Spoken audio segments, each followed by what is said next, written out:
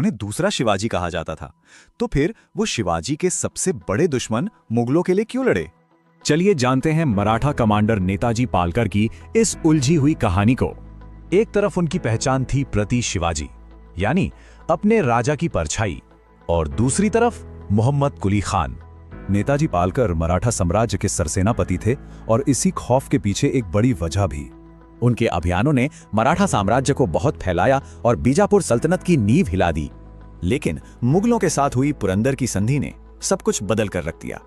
इस संधि के बाद पालकर पहले बीजापुर गए और फिर मुगलों की फौज में शामिल हो गए। और जब शिवाजी आगरा से भागे तो औरंगजेब ने गुस्से में नेताजी पालकर को ही गिरफ्तार करवा लिया। आगरा में उनके सामने एक शर्त रखी गई, इस्लाम कबूल करो या मौत।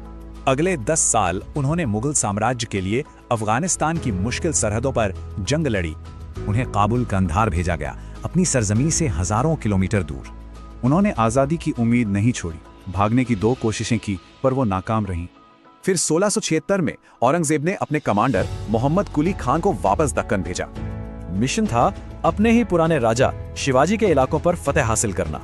मगर 10 साल बाद अपनी धरती पर कदम रखते ही कहानी में एक नया मोड़ आया। वो मुगल फौज छोड़कर सीधे रायगढ़ पहुंचे और शिवाजी की सेना में दोबारा शामिल हो गए।